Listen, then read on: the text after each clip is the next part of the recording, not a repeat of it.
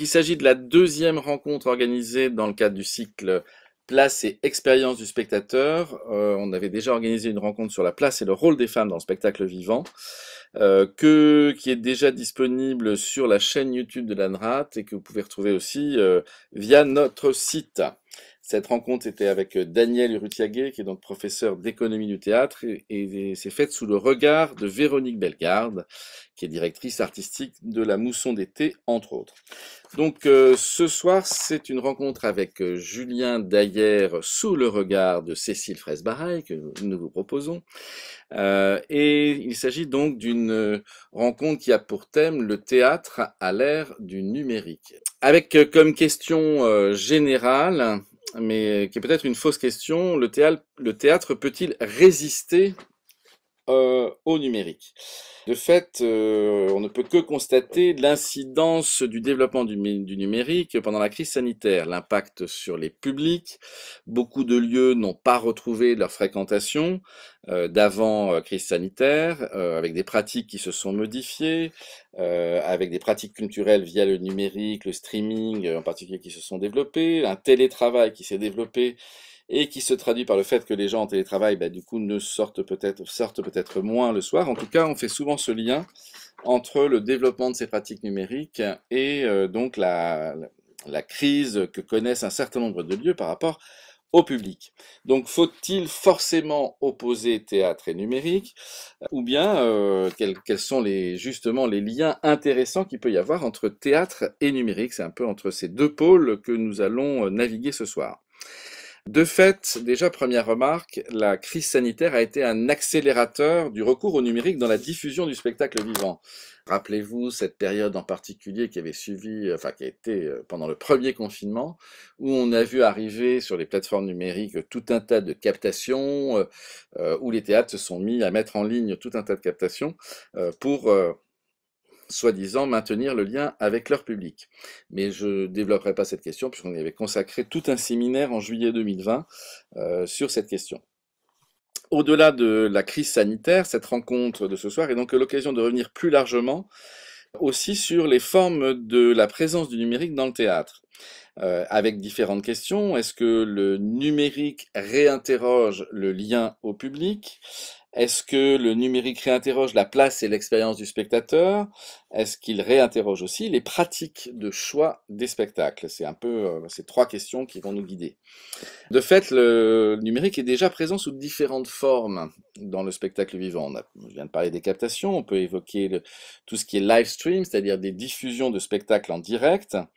Alors, il y avait eu tout un tas de projets de ce type pendant la crise sanitaire, au moment de la fermeture des théâtres. Et je ne sais pas si vous en souvenez, c'est le Théâtre de la Ville qui avait multiplié les initiatives de ce genre avec des représentations en direct, en particulier pour jeunes publics. Là, le Théâtre de la Ville appelait ça les représentations e-scolaires à destination des écoles qui pouvaient se connecter donc à une certaine heure. Il y a eu par exemple Un furieux désir de bonheur d'Olivier Letellier et Catherine Verlaguet, ça c'était en 21, un spectacle de danse d'Ambra Sénator qui s'appelait Nos amours bêtes, Alice traverse le miroir en janvier 21, J'ai trop d'amis de David Lescaut, Ionesco Suite aussi, alors là c'est moins pour le jeune public mais pour plus grand public.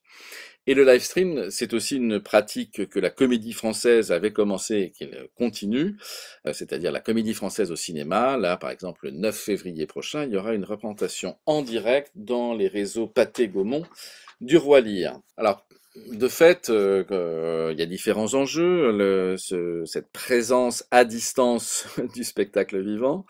L'enjeu, c'est aussi parfois de rendre accessible à un public éloigné des représentations, et ça c'était évidemment le cas, ça a été constaté en particulier pour les live streams du Théâtre de la Ville, hein, il y a tout un tas d'écoles perdues au fin fond de la campagne française qui ont pu de ce fait découvrir un certain nombre de spectacles, mais aussi on peut dire que ces modalités d'accès à distance via le numérique peuvent contribuer à donner le goût. Moi j'ai toujours été frappé par le nombre de personnes bon, évidemment pas parmi les plus jeunes, mais qui évoquent au théâtre ce soir pour dire combien au théâtre ce soir leur avait forgé le goût du théâtre. Comme le théâtre à la télévision n'est plus vraiment si fréquent, de fait, ces modalités peuvent peut-être contribuer à donner le goût à des gens qui sont, entre guillemets, éloignés. D'autres expériences ont eu lieu, je pense à des pièces Zoom en direct et en particulier à ce qu'avait proposé Arthur Nosiciel avec Splendide de Jean Genet. Ça c'était au TNB en 2020 et ça, enfin, c'était tout à fait intéressant, mais parce que j'allais dire le texte s'y prêtait sans doute particulièrement. Bon, et depuis d'ailleurs il n'y a pas eu, enfin il n'a pas refait ce genre d'expérience. Autre aspect qu'on peut évoquer, c'est comment le spectacle vivant commence à s'intéresser à la réalité virtuelle. Je pense en particulier à une proposition du collectif MXM Cyril Test, qui s'était associé à Hugo Arcier pour ce projet, un projet qui s'appelait Eden, qui a été créé avant d'ailleurs la crise sanitaire en juillet 2019 à la scène nationale de Bonlieu, à Annecy, mais qui a été repris dans plein d'endroits depuis. Et là, il s'agit alors, c'était présenté comme une expérience sensorielle interactive et immersive, c'est-à-dire que les spectateurs entraient par petits groupes dans une salle et ils étaient disposés en cercle. Chaque spectateur donc était muni d'un casque de réalité virtuelle et en fait, par leur regard, ils étaient créateurs d'un monde végétal. Enfin bon, j'ai fait l'expérience, c'est-à-dire que en fonction de l'orientation de son regard, si on reste fixé sur une plante, la plante se met à prendre une ampleur de plus en plus grande et en fait, au fur et à mesure qu'on déplace son regard, on constate que c'est le regard qui va générer la croissance des plantes, mais dans quelque chose qui est partagé avec les autres spectateurs. C'est-à-dire qu'on se rend compte aussi comment les autres spectateurs peuvent modifier cette réalité virtuelle. On peut évoquer aussi alors un spectacle que je n'ai pas vu, mais de Blancali, qui s'appelle Le Bal de Paris, à Chaillot en octobre 21, là aussi en réalité virtuelle. Donc il y a quand même visiblement des collectifs d'artistes qui s'intéressent à la chose. Autre piste, c'est les pièces qui intègrent des interactions via les réseaux sociaux. L'exemple peut-être le plus net à ce sujet, c'était Jeanne d'Arc de Marion Sieffert, avec Instagram, qui avait été fait au théâtre de la Commune d'Aubervilliers, avec donc des représentations en public, mais aussi des représentations en live sur Instagram avec aussi l'idée d'attirer peut-être un nouveau public jeune et en tout cas de mettre en œuvre un autre type de relation au public. Autre piste à laquelle on peut songer, c'est les modalités de communication autour des spectacles. Bon, déjà, ça fait des années qu'en fait, on utilise quasiment tous les billetteries numériques quand on veut voir des spectacles. C'est-à-dire que de plus en plus de salles procèdent comme ça et vendent l'essentiel de leur place comme ça. Mais c'est aussi plus largement, moi je suis frappé du nombre de théâtres qui ont maintenant des community managers. L'enjeu de communiquer via les réseaux sociaux devient de plus en plus important et des compagnies d'ailleurs maintenant recrutent aussi des community managers et il y a certains théâtres qui sont surpris du fait que y a des compagnies finalement contournent complètement la communication des théâtres en investissant le champ justement des réseaux sociaux. Donc c'est aussi peut-être cette nouvelle modalité de communication, ça peut créer des communautés de spectateurs qui sont beaucoup plus sensibles à ces réseaux sociaux qu'à des autres formes plus classiques de communication autour des spectacles. Donc face à ces différents points, pour justement approfondir ces réflexions, nous avons convié Julien Dallière, qui est ici présent, et également Cécile Fraisse-Bareil. Donc je vais déjà présenter Julien. Julien, donc auteur, comédien, metteur en scène. Et de fait, votre présence ici est liée à un certain nombre de projets qui sont en lien direct avec la question de la place et de l'expérience du spectateur et du numérique par rapport à cette question. Votre compagnie Traversaine a été fondée en 2006. Vous vous êtes installé à Clermont-Ferrand, je crois, depuis 2020. Depuis 2018, vous avez créé des solos coopératifs. Après une démarche un peu plus classique, vous êtes lancé dans des solos coopératifs sur lesquels on reviendra. Vous avez développé pendant le confinement un programme qui s'appelait avoir lieu, à savoir des labos de recherche sur les formes alternatives de spectacle vivant avec des dispositifs Covid compatibles et du distanciel. Et d'ailleurs, je pense aussi lié à cette activité que vous avez participé à une table ronde en mai 2021 qui a donné lieu par la suite à la publication de cet ouvrage. Alors, je ne sais pas si vous avez le titre dans le bon sens, Le théâtre à l'ère du numérique, qui est paru donc aux éditions universitaires d'Avignon en juin 2022, si je ne m'abuse. Et donc, évidemment, dont vous faites partie des auteurs. Enfin, l'ouvrage reprend finalement les échanges de cette table ronde. Vous développez également un programme de recherche et d'expérimentation intitulé Public, attractivité, accessibilité, hospitalité des formes du spectacle vivant, partant du constat, justement, que beaucoup de lieux n'ont pas encore retrouvé leur fréquentation d'avant Covid. Et l'idée, c'est aussi d'essayer de développer la curiosité, d'accéder à des nouveaux publics potentiels, et donc de voir comment le numérique peut jouer un rôle à cet égard. Cécile Fraisse-Bareil, vous êtes donc un des membres de notre conseil d'administration, vous êtes autrice, metteur en scène de la compagnie Nagananda, et de fait vos mises en scène aussi qu'on questionne le rapport au public en cherchant à réinventer entre autres l'espace de la représentation. Mais votre présence ce soir, c'est aussi lié à un projet du collectif 12, qui est à Mantes-la-Jolie, si je ne m'abuse. Hein. J'espère que Cécile, enfin, tu me corriges s'il y a un souci. Et dans le cadre de ce collectif, vous avez suivi le protocole État général, qui a été conçu par tout un groupe de travail avec Fanny Chaillet, Lucie Nicolas, Catherine Boscovitz, Catherine Ergraves ou Adèle Gascuel, par exemple, et qui a pour objectif le fait que le théâtre doit devenir le lieu où s'élabore, je cite, hein, entre tous, spectatrices, spectateurs, artistes, un protocole joyeux et collaboratif, horizontal, pour réfléchir ensemble sur ce que nous souhaiterions faire des liens qui nous unissent.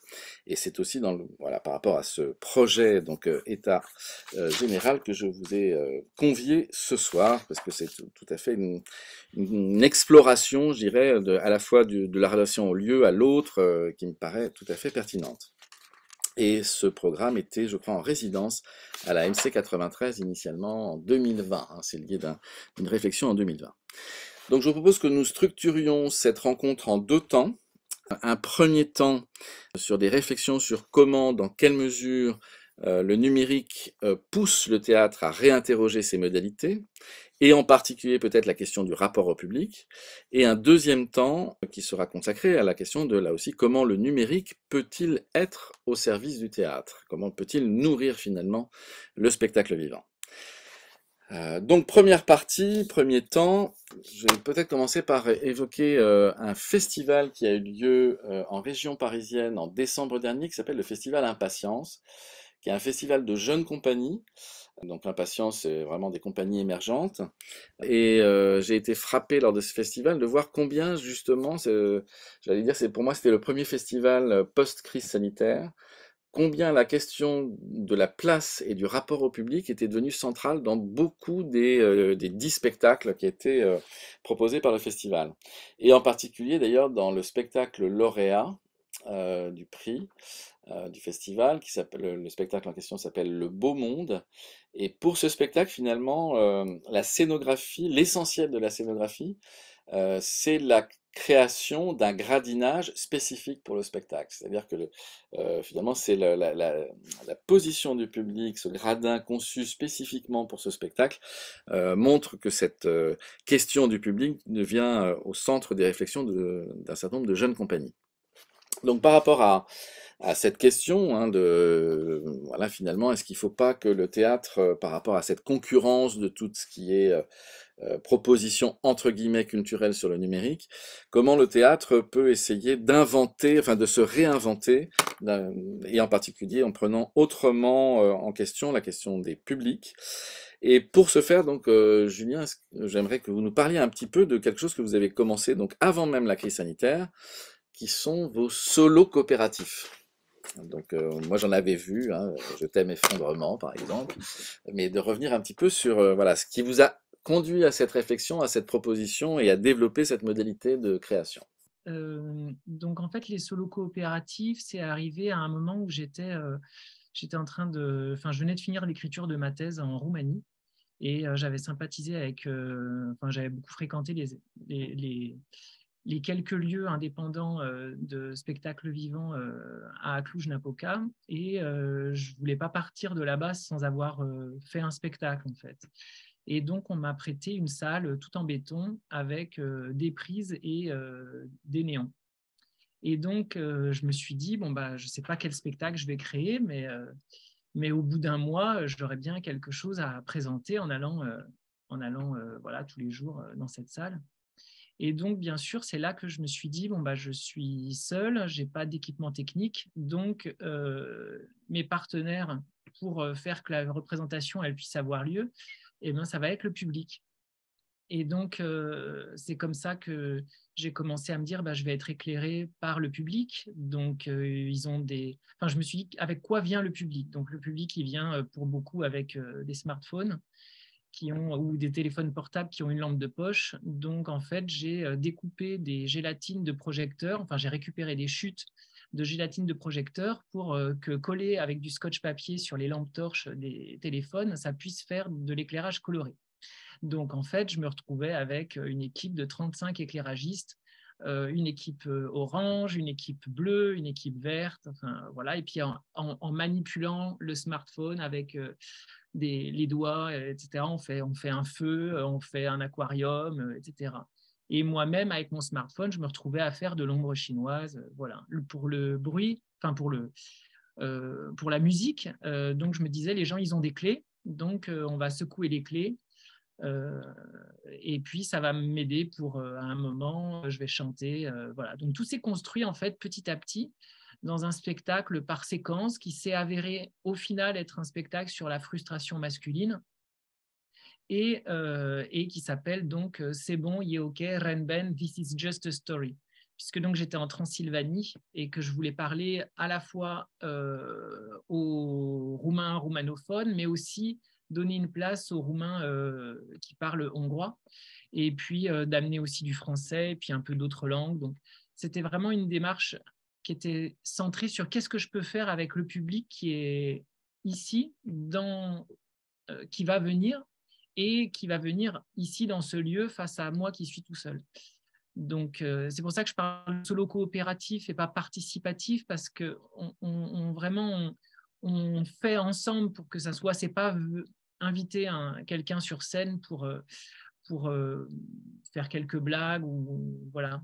Depuis, ça s'est développé de différentes manières où le spectacle Je t'aime effondrement, par exemple, il y a l'activation d'un dispositif. À un moment, j'ai construit une espèce de, puisque ça s'appelle Je t'aime effondrement, mais je teste une dizaine de dispositifs plus ou moins absurdement Covid compatibles pour artistes de scène. Et donc, il y a un moment, j'ai une espèce de scaphandre avec des tupperwares de supermarché comme ça et des tuyaux, et il faut pouvoir changer l'air à l'intérieur du scaphandre. Donc, j'ai besoin qu'un spectateur ou une spectatrice active avec un gonfleur à pied sur un rythme, etc. Pendant que je me change, je donne un stylo et face à un paperboard, il y a des gens qui doivent s'organiser pour que quand je reviens, il y ait 20 mots qui soient écrits sur ce paperboard sur lesquels je puisse improviser ensuite. Enfin, tout s'est recentré autour de qu'est-ce que je peux faire avec le public. Ce qui bouleverse à la fois le temps de la représentation, mais aussi le temps des répétitions. Puisque pour savoir ce que je peux faire avec un public, il faut que j'ai aussi un public pendant les répétitions. Donc, je répète en lien avec des groupes de gens dans différents lieux qui m'accueillent pour pouvoir travailler ces effets-là, en fait. Est-ce que tu as découvert par ce travail des solos coopératifs, enfin, est-ce que tu as eu des retours du public qui te disaient oui, continuez dans cette démarche, on a une autre place qui nous intéresse? Oui, les retours étaient très positifs dans le sens où c'est vraiment un théâtre de bricoles et de bidouilles. C'est ce qui m'a permis, enfin c'est ça le gros changement dans mon parcours en tant qu'artiste de théâtre, c'est de me déconditionner par rapport au désir de vouloir faire un gros spectacle avec du super équipement, des grosses équipes, des gros lieux. Là, je passe à l'inverse. Et donc forcément, ça donne une place qui est un peu inattendue au public. Et mon premier boulot, en fait, c'est d'être chauffeur de salle. Donc, la première chose que je dois faire, c'est dans l'accueil du public, c'est de faire en sorte que le public entende la place qui lui est proposée et, Et l'accepte. et l'accepte, sachant que tout le travail aussi, c'est de proposer des interactions qui ne sont jamais obligées et qu'à aucun moment, quelqu'un, sa non-participation, remette en cause le bon déroulement du spectacle, de ne pas créer d'enjeux comme ça. Et, euh, et justement, de ne pas créer ces enjeux, ça permet d'ouvrir une grande part de liberté. Et aussi, le fait est que je ne suis pas dans un geste, je ne suis pas dans la virtuosité technique au niveau théâtral. Et donc, ça aussi, ça décomplexe beaucoup les gens de pouvoir participer. Et puis, je suis sur des dispositifs où s'il y a 30 personnes qui utilisent leur lampe de smartphone pour m'éclairer en orange, par exemple, ils ont juste à tapoter un peu du doigt au rythme qu'ils veulent. C'est des dispositifs qui ne mettent pas en échec, qui font que ça va finalement être très facile de participer et au bout d'un moment, de prendre des initiatives. Et puis moi, après, dans l'écriture du spectacle, de voir comment ces initiatives, elles peuvent réellement être accueillies. Est-ce qu'on pourrait parler de théâtre de la décroissance alors? Bah voilà, j'ai eu des moments, puisque je suis allée dans des lieux parfois un peu improbables, puisque j'ai juste besoin que ça résonne un petit peu. Pour ce spectacle, j'avais besoin que ça résonne un peu et puis que je puisse brancher une lampe de chevet sur une prise. Donc, je suis allée dans des lieux, des espèces d'usines désaffectées, etc., où les gens ressortaient en disant, on dirait un spectacle post-apocalyptique. Et donc, il y avait quelque chose de positif parce que les gens se disaient, bon, bah, même en cas de très gros soucis, on pourra continuer à faire du théâtre et puis ça nous a plu et voilà. Donc, Euh, en fait, c'est toute cette adaptabilité, parce que ça a été vraiment ça, une expérience de rebattre complètement les cartes du théâtre que je faisais et de repartir vraiment en me disant, je fais avec ce qu'il y a, je m'adapte, je rebondis sur la contrainte, je bidouille, je bricole. Et je me suis vraiment découvert mon désir de théâtre euh, à ce moment-là. Voilà, c'est ce théâtre-là maintenant que j'ai envie de faire. Et donc après, quand est arrivée la crise sanitaire, j'ai été très, très stimulée puisqu'il y avait beaucoup de contraintes. Donc là, je me suis beaucoup intéressée au numérique, mais au numérique, pas forcément le live stream, même pas du tout. Moi, ce qui m'intéressait, c'était plutôt le téléphone et notamment les conférences téléphoniques qui proposent une interface numérique de mon côté, mais pas forcément du point de vue usager. C'est-à-dire que les gens pouvaient participer par téléphone avec un smartphone, mais aussi avec un téléphone fixe. Sur ces conférences téléphoniques, est-ce que c'est à ce moment-là déjà que tu as inventé des spectacles où tu pouvais donner des consignes de jeu à des gens qui t'écoutaient par téléphone? Et est-ce que tu peux expliquer cette dimension-là?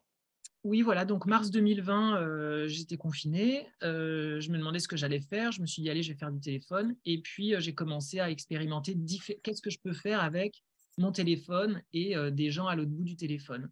Et donc là, j'ai commencé à faire de la téléperformance, j'ai appelé ça téléperformance, ce qui n'est pas nouveau dans le dispositif en lui-même. Mais donc moi, j'audio guide des gens par téléphone.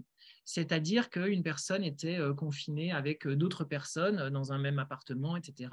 Et donc, l'idée, c'était de lui dire, bah, je vais vous donner des indications de mots à répéter et de gestes à faire avec deux niveaux de voix. Quand je parle en pleine voix, c'est un mot à répéter. Quand je parle en chuchotant, c'est une indication de geste à faire. Voilà.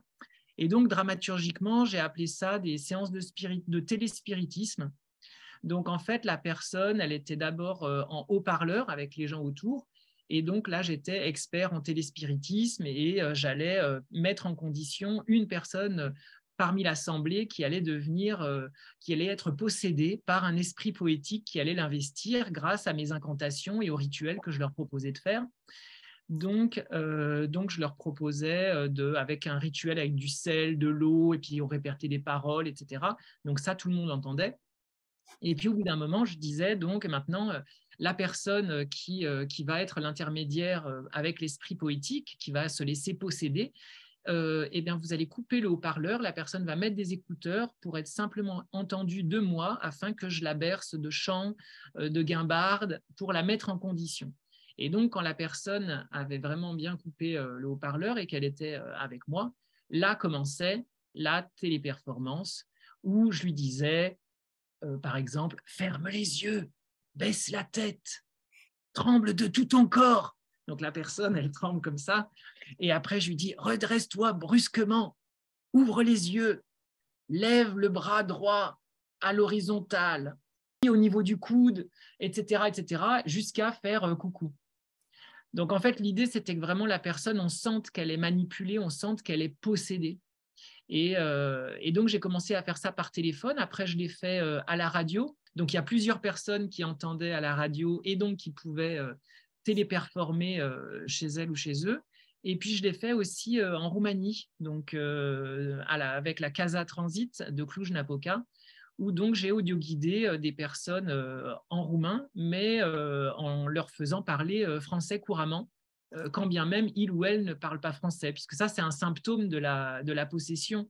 C'est tout un univers qui peut se mettre en place. Et par exemple, et donc cette pratique, elle s'est numérisée petit à petit, puisque quand j'étais avec la Casa Transit à Cluj-Napoca, ça passait par une visioconférence sur Zoom qui était retransmise en direct sur Facebook. Donc pendant la première partie, j'étais en fait face à la caméra, donc j'avais là, ça le fait pas très bien, mais j'avais le visage complètement cramé par une lumière et une perruque, comme ça. Donc j'étais Daniel Julilaire, téléspiritiste, etc. Et puis après, au moment où les personnes devaient se concentrer, eh ben, on éteignait la caméra et elle prenait le flux audio à travers les écouteurs. Le numérique, pour moi, voilà, ça permet de démultiplier. C'est vraiment, ça démultiplie en fait l'accès. Et à partir de là, donc, je suis passé de relations duelles de téléperformance à un moment où donc, je pouvais être entendu par plusieurs personnes. Je l'ai fait après en conférence téléphonique, mais là, je l'avais fait en numérique. Et le numérique permet aussi, à travers des hashtags, de permettre à des gens qui assistent à une version de la téléperformance de la partager avec un hashtag et ensuite donc de permettre à d'autres personnes qui comparent à travers le même hashtag les différentes versions de téléperformance qui sont en train d'être faites en même temps. Quelque part, c'est faire du public à qui tu t'adresses des spectateurs, hein, voilà, voilà. C'est-à-dire que c'est aussi l'idée de comment finalement tu invites le public à entrer dans une pratique. Voilà, c'est Et, du présentiel, c'est du présentiel par délégation d'action. c'est ça. Ouais. C'est-à-dire que c'est du distanciel, mais c'est du présentiel, parce qu'à un moment, voilà, je délègue mon corps et enfin, il y a quelqu'un qui m'invite dans son corps et sa voix. Et que ça aussi, ça engage toute une réflexion autour de, éthiquement, qu'est-ce que je peux faire dire et faire faire. C'est pour ça que c'est assez réduit, en fait. Je ne suis pas partie, par exemple, je m'interdis toute fausse confidence sur une intimité ou prise de position qui engage la personne qui parle, gestes qui peuvent mettre à mal l'image corporelle d'une personne ou toutes ces choses-là. Donc, ça restait sur des choses assez convenues et au niveau de l'outillage gestuel que je m'autorisais ou, ou de bien marquer le cadre, comme quoi ce n'était pas la personne qui était impliquée, etc. Parce que c'est quand même pas rien de voir quelqu'un complètement qu'on connaît, complètement agi et possédé par une autre personne et que soi-même, quand on est en train de téléperformer pour quelqu'un, on écoute un flux audio et qu'on répète au fur et à mesure, parce que c'est pas je répète et puis après je laisse un temps pour que la personne, je dis et je laisse un temps pour que la personne répète, c'est un flux continu où je vais de plus en plus vite pour que la personne, à un moment, pouf, ça devienne automatique, comme de la traduction simultanée, mais voilà. Donc, à ce moment-là, la personne, elle n'a plus de libre arbitre. Il y a des gens qui vont le solliciter quand même et qui vont patiner un petit peu, mais il y a des gens qui vont lâcher. Donc, ça engage aussi une responsabilité par rapport à ça. C'est comme le numérique aussi. Le numérique ouvre de nouveaux usages et donc demande à ce qu'on réfléchisse aussi à ce qu'on en fait, ce que ça engage au niveau de l'implication des spectateurs, des spectatrices, des artistes, etc. Cécile, si le Covid a été, la crise sanitaire, les confinements ont été des temps de réflexion intense, et ce fameux projet État général là est le fruit de cette réflexion. Est-ce que tu peux nous expliquer un petit peu quelles sont les modalités de ce projet? Alors déjà, ce projet, il est né parce qu'on a fait énormément de liens Zoom, justement, quand on était confinés entre artistes ou à l'initiative de Catherine Boscovitch, de Lucie Nicolas. Donc, c'était effectivement des artistes du collectif 12, mais pas que, où on a voulu en fait se réunir pour penser l'après-Covid. Et donc, on se réunissait comme ça, par Zoom, en fait. Et on évoquait des problématiques, justement celles du public, les problématiques écologiques aussi liées au décor, enfin plein de choses. Et à un moment donné, Catherine Boscovitz, Fanny Dechaillet, Adèle Gasguel, Fanny Gaillard, Catherine Agrèves et Lucie Nicolas, elles se sont réunies en l'été, elles nous l'ont dit, mais nous, on ne pouvait pas y aller, pour inventer un protocole. Et en fait, elles ont commencé à inventer un protocole avec la MC 93. Et ce qu'elles ont voulu faire, c'est interroger un public qui n'allait plus au théâtre pendant le confinement. Elles voulaient d'abord voilà, se dire comment est-ce qu'on pourrait redémarrer les saisons théâtrales une fois que les confinements seront arrêtés, et comment est-ce qu'on peut interroger le public sur qu'est-ce que c'est pour lui le lieu théâtre, qu'est-ce que ça doit être pour lui cet endroit, qu'est-ce qu'il a envie que ce soit, qu'est-ce que c'était avant le Covid, qu'est-ce qu'il veut que ce soit après. L'idée, c'était de partir du territoire, d'interroger une population qui avait l'habitude d'aller dans ce théâtre à la base. Mais c'était aussi l'idée d'ouvrir à une autre population qui n'a pas du tout l'habitude d'aller dans ce théâtre.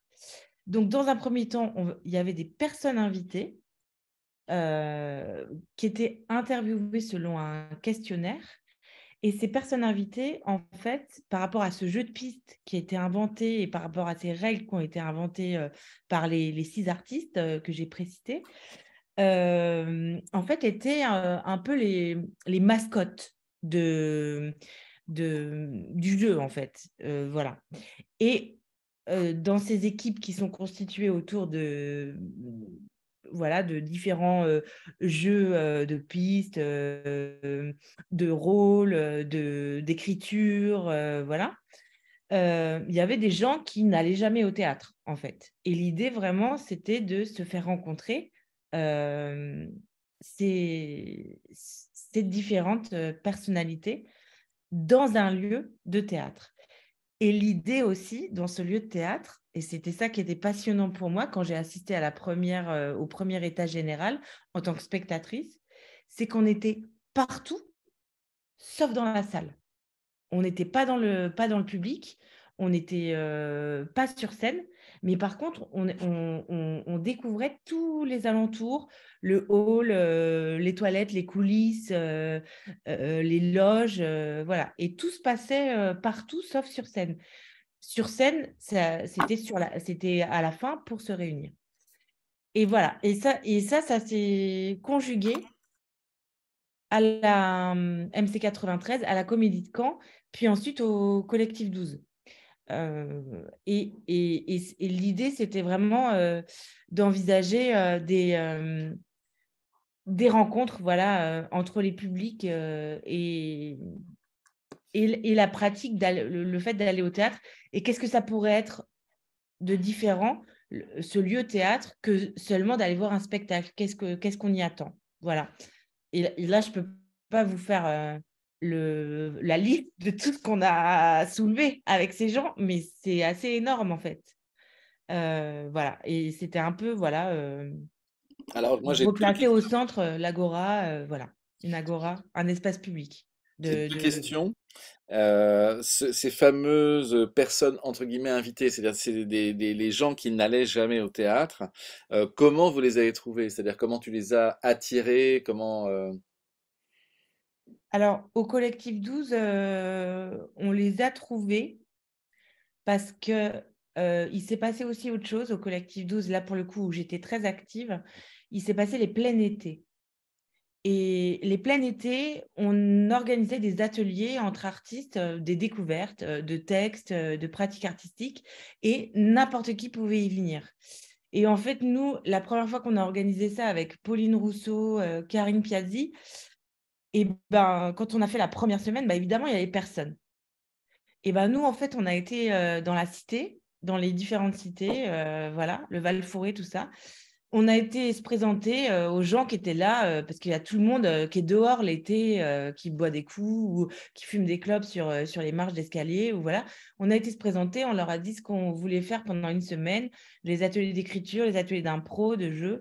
Et on leur a dit, bah voilà, bah vous payez rien, mais simplement vous engagez. Si vous voulez venir, bah faut vous engager pour venir 3 jours au moins de suite avec nous, sinon on ne pourra pas vous proposer quelque chose de conséquent. Et en fait, ils sont venus comme ça, en fait, les jeunes. Ils sont venus parce qu'on a été les chercher, en fait. Et parce qu'on a pris ce temps-là aussi, enfin, parce qu'on n'avait pas le choix. Il fallait qu'on les ait, en fait. Voilà. Et l'autre question, est-ce qu'il est possible, est-ce que un des lieux, le Comédie de Caen, MC au collectif 12, a eu la possibilité de mesurer les suites, les retombées dans une pratique de spectateurs de théâtre par la suite de ce public Bah, qui avait été attiré? oui, je pense que là, notamment au collectif 12, je pense qu'il y a quand même une belle pratique. Alors après, je veux revenir sur le fait que les personnes invitées qui, elles, venaient au théâtre, qui était du public, ça, c'est vraiment en lien avec les lieux, donc c'est aussi en lien avec les relations publiques, avec les chargés de communication. Et ces gens-là, vraiment, ces gens qu'on peut appeler des relais, ils ont été vraiment primordiaux, en fait, hein, aussi pour ramener des gens qui ne venaient pas dans le lieu, en fait. Notamment, il y a eu beaucoup d'enseignants, il y a eu des soignants, il y a eu des pompiers, il y a eu, voilà, enfin, l'idée aussi, c'était d'interroger le service public. Et pas seulement un service théâtral, mais aussi d'interroger tous les services publics. Donc, c'est pour ça aussi qu'il y avait des agents de mairie, il y avait, et de se dire qu'est-ce qu'on peut faire ensemble, en fait, dans une mission de service public, tous ensemble, artistes confondus, avec voilà, agents, et voilà, comment est-ce qu'on peut rendre palpables ces pratiques artistiques et, voilà, et les partager, en fait. Donc, il y Mais avait vraiment un enjeu politique derrière. oui, c'est ça. Je reviens sur la notion de service public parce que dans le document de présentation de l'État général, c'est une notion qui revient à plusieurs reprises. Et c'est l'idée que le théâtre doit redevenir ou doit devenir un service public. Ouais, c'est ça. Mais complètement, quoi. Elle doit être au centre, bah, comme le chauffage, l'électricité, l'eau. Ouais, D'accord. c'est ça. Julien, je reviens vers toi pour le programme, donc le programme intitulé Public, où là, c'est l'idée de comment à la fois développer l'attractivité, l'accessibilité, l'hospitalité des formes du spectacle vivant, mais aussi avec une dimension que je trouve très intéressante, c'est le fait de ne pas dissocier médiation, transmission et création. Est-ce que tu peux nous expliquer un petit peu ce programme à venir et en particulier cette attention à mêler étroitement médiation, transmission et création. Je dis ça parce que l'ANRAD, c'est aussi justement beaucoup d'enseignants et qui, sur les questions de transmission et de médiation, sont évidemment, je pense, potentiellement très intéressés. Alors en fait, ce programme, il arrive dans la continuité du programme Avoir lieu, donc qui rebondissait sur les formes alternatives de spectacle vivant telles qu'elles ont été développées pour rebondir à la contrainte sanitaire. Juste pour dire qu'au cours de ce programme, ce qui a été flagrant, c'est que le fait de vouloir rebondir sur la contrainte sanitaire permettait, au-delà de ça, de faire un pas de côté sur ses pratiques habituelles en tant qu'artiste, donc d'aller chercher de nouvelles manières de faire du théâtre, mais aussi de pouvoir aller à la rencontre de publics qui n'étaient pas forcément les pour lesquels l'offre culturelle, artistique et culturelle n'était pas forcément la plus adaptée habituellement. Je ne m'exprime pas très bien là, mais ce que je veux dire, c'est que grosso modo, pendant toute la période de fermeture des lieux, il y a eu une espèce d'abondance d'offres artistiques et culturelles pour des personnes en situation de handicap, éloignées géographiquement, ou des gens qui avaient envie de rentrer vers le spectacle vivant par des dispositifs un peu plus ludiques, insolites, etc., que ce soit en présentiel ou en non numérique, en distanciel non numérique ou en distanciel numérique. Et que là-dessus, je me suis dit qu'il y avait quand même des pistes à continuer d'explorer pour rebondir sur ce que vous expliquiez au départ une sorte de désaffection des lieux culturels au sortir de la crise, etc. Et puis aussi pour réparer un petit peu le sentiment que j'avais eu au moment de la réouverture des lieux, et où tous ces publics qui avaient vécu une espèce d'abondance d'offres culturelles ont vu disparaître tout ça avec des artistes qui finalement sont retournés là où ils ont l'habitude de travailler, c'est-à-dire les lieux, les espaces culturels pour la plupart. Il y a beaucoup d'artistes qui travaillent en dehors, bien sûr, mais Est-ce que ça te euh, choquerait, Julien, si parce que ce que tu dis là, je trouve, on retrouve la notion de service public pour moi. Donc cette attention à des publics justement a priori éloignés, en fragilité, etc. Est-ce que cette notion te parle aussi par rapport à ce projet? oui, complètement. Bah, c'est pas. C'est-à-dire que c'est aussi une manière de se dire, plutôt que de vouloir trouver une manière à adapter les goûts du public ou à travers la médiation ou d'autres actions, ou à adapter les lieux pour accueillir les formes esthétiques qu'on a envie d'y amener, ou à adapter un, un- un circuit de diffusion pour, etc. Est-ce qu'on peut partir à l'inverse, se dire qu'est-ce qui est possible de faire, sur quelles contraintes on peut rebondir, quelles sont les pratiques artistiques d'un territoire, quels sont les goûts et les usages du public qui est là, quelles sont les possibilités qu'on a pour rebondir sur quelque chose qui attire déjà un public ou auquel le public a accès, et à partir de là, quel désir de théâtre peut naître de ça, dans ces contraintes-là. C'est ça l'idée. Et là-dessus, il y a cette idée aussi d'hospitalité qui est très importante pour moi par rapport à des discussions que j'ai pu avoir avec des gens qui avaient été convaincus d'aller au théâtre ou s'étaient retrouvés à aller au théâtre et en fait s'étaient sentis exclus parce que avaient été face à un objet théâtral dont les codes euh, ne leur était pas accessible sur le moment. Des gens qui tout simplement se sont sentis un peu bêtes en fait, ont le sentiment de pas avoir, de pas comprendre, de pas, etc. Et que pour moi, le langage théâtral, il est très éclaté, il est multiple. Aujourd'hui, on rentre dans un théâtre, mais on va y voir des artistes qui travaillent avec des langages extrêmement divers et avec des codes qui peuvent varier énormément d'un spectacle à l'autre. Il y a des spectacles où on peut être interpellé pour participer et on est censé comprendre qu'il ne faut pas répondre ou qu'il ne faut pas se lever ou qu'il ne faut pas participer, et d'autres spectacles où on est censé comprendre que là, on pourrait participer, que là, on pourrait, etc. Et que des fois, il y a cette espèce de malaise comme ça entre un public qui ne sait pas s'il doit, s'il peut. Et même si ce malaise-là, il peut être intéressant artistiquement peut-être ou quoi, il y a un moment où je ne sais pas, moi je réfléchis à cette forme d'hospitalité que je retrouve aussi dans les jeux vidéo. Et ça fait peut-être aussi le lien avec le numérique et ce qui peut nous pousser à évoluer dans le numérique. C'est il n'y a pas très longtemps, il y a quelques mois, on a fait un labo interne entre le SNMS, le syndicat national des metteuses et metteurs en scène, et les chorégraphes associés.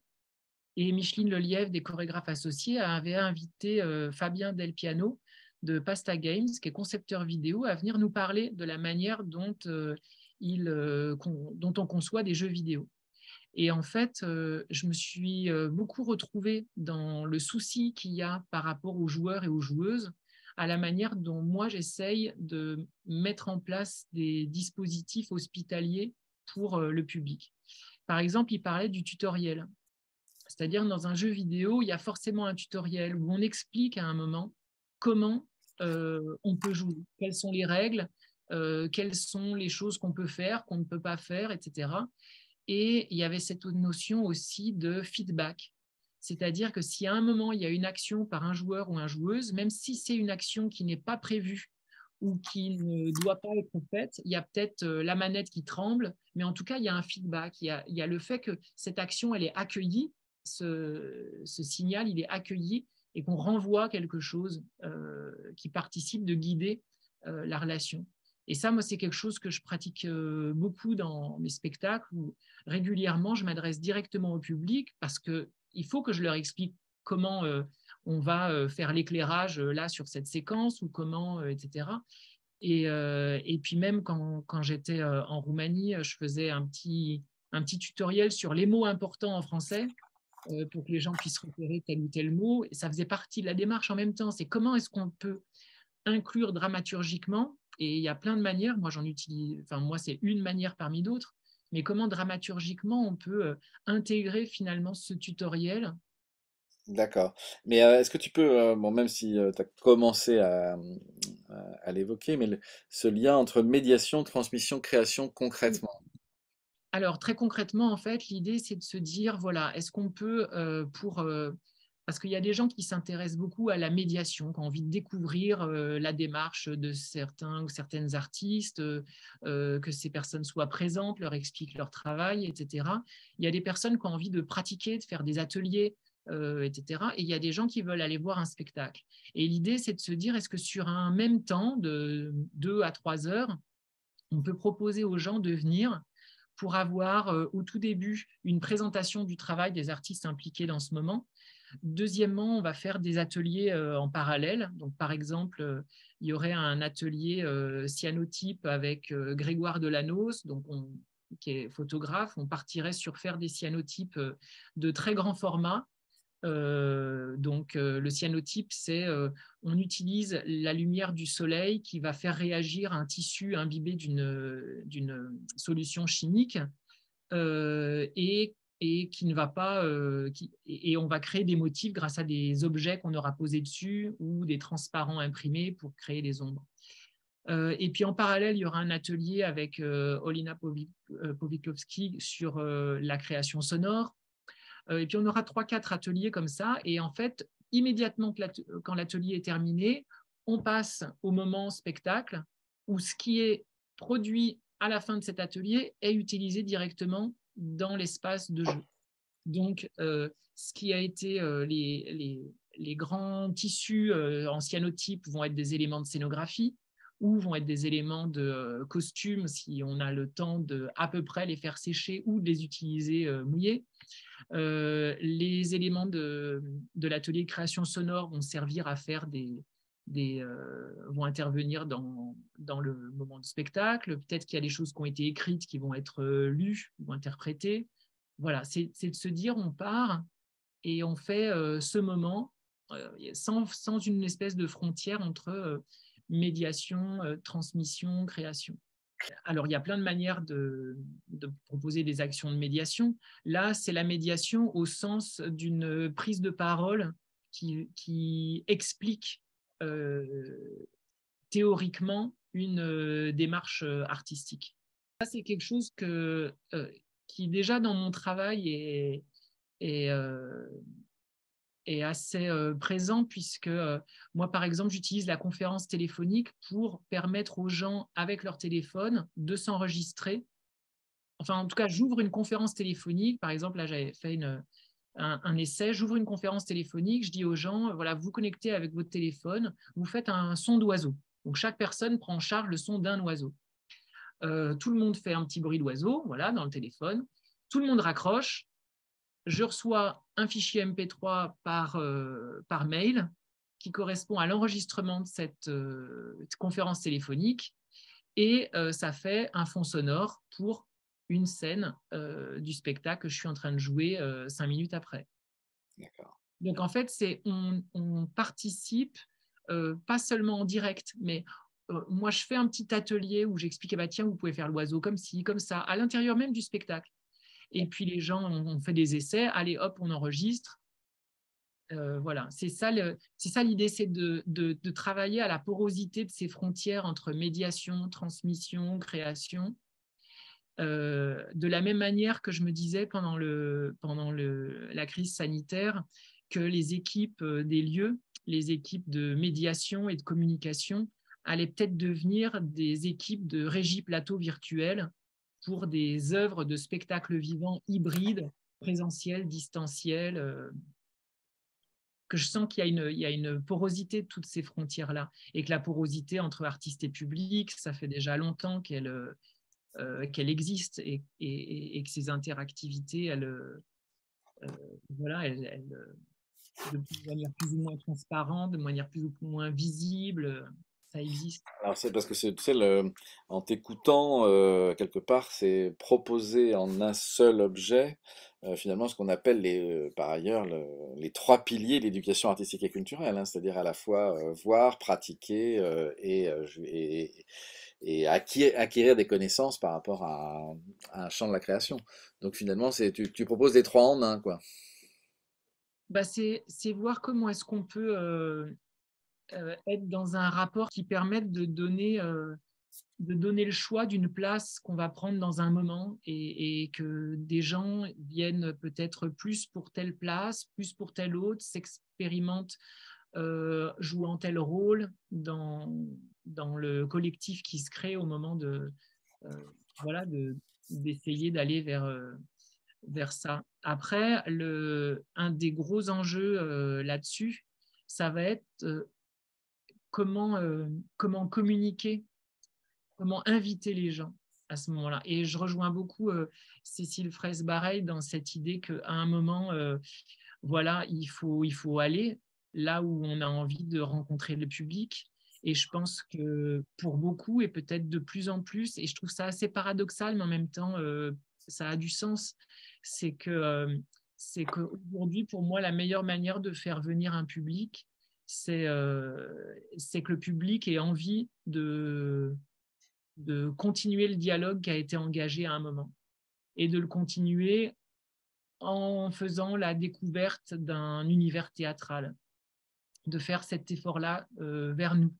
Mais d'abord, il faut aussi qu'on aille vers ce public. Mais peut-être que ça peut être justement la transition avec la deuxième partie, c'est-à-dire finalement comment et jusqu'où le numérique peut être au service du théâtre.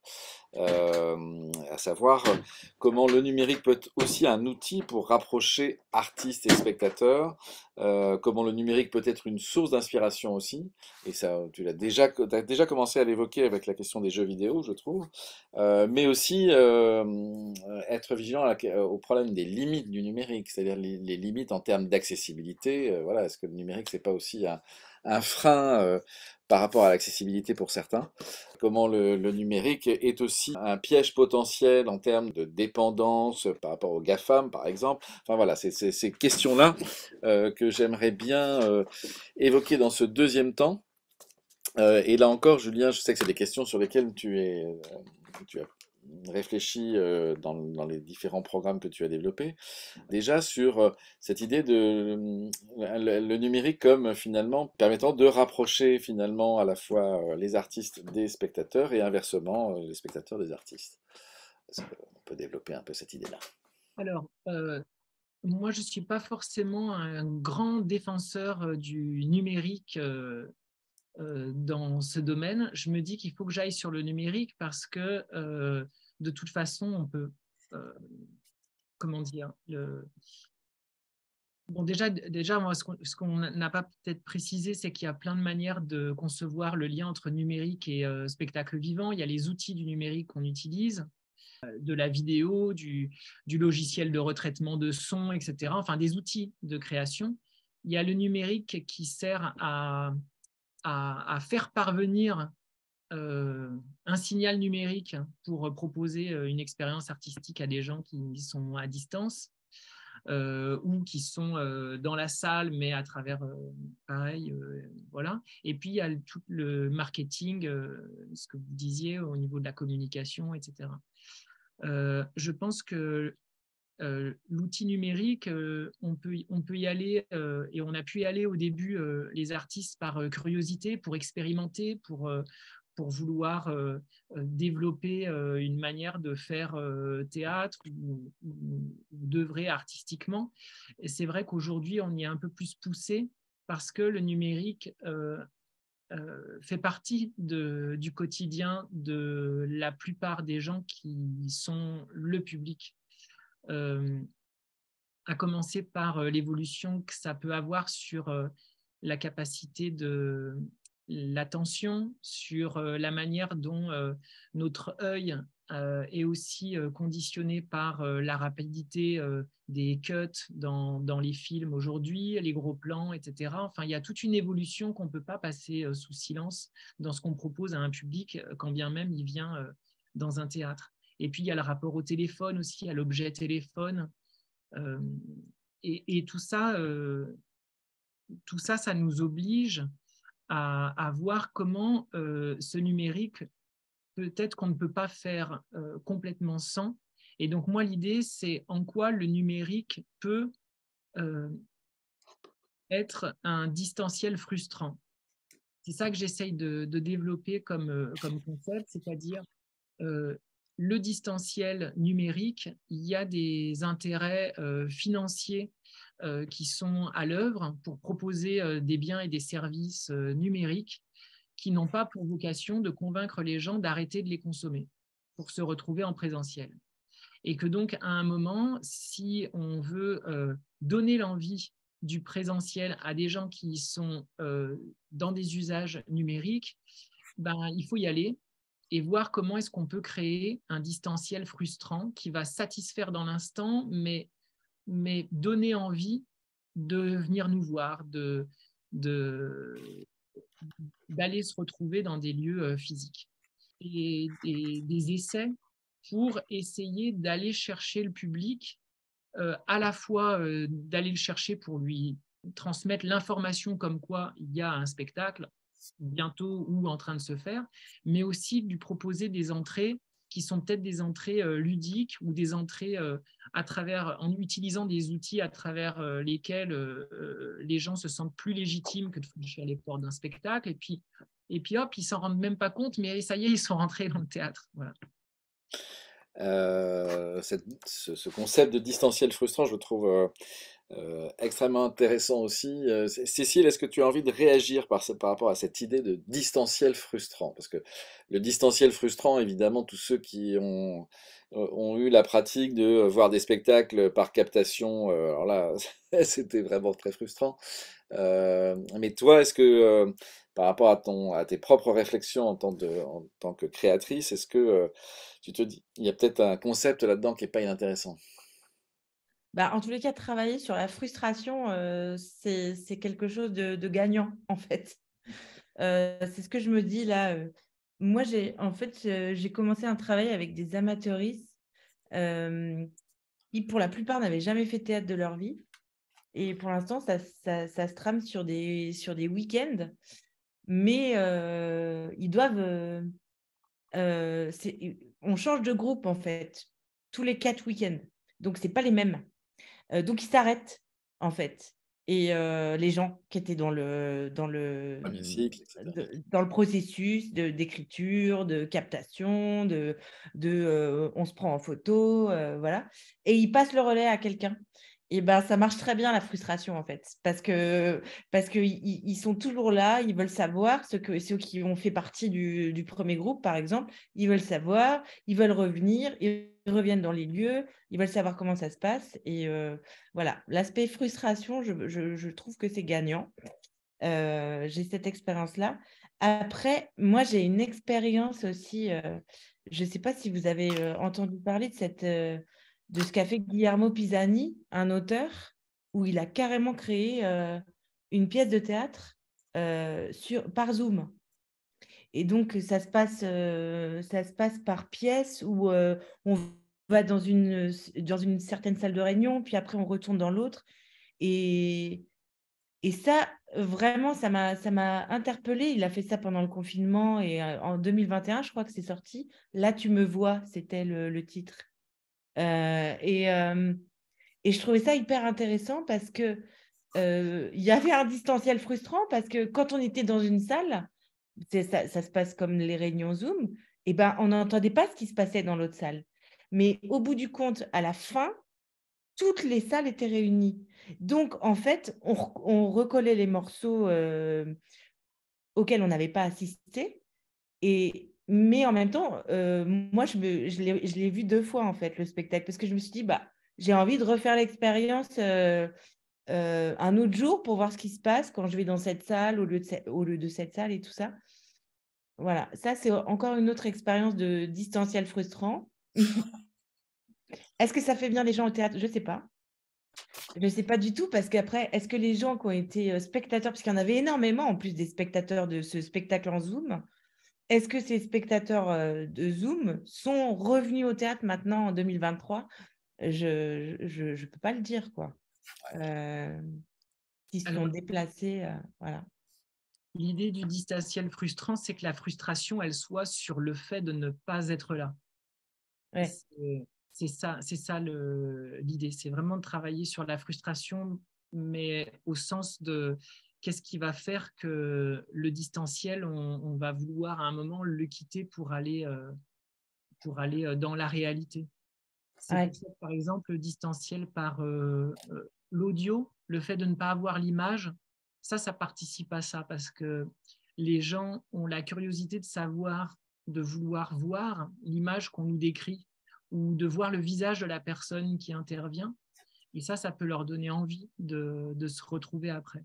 Il y a un numérique qui nous donne l'illusion d'être présent, qui nous donne l'illusion de tout voir, et que le distanciel frustrant, c'est un distanciel qui rend palpable l'incomplétude de ce distanciel. Comment le numérique ne va pas complètement nous donner l'illusion qu'on n'a plus rien d'autre à imaginer, que tout nous est donné.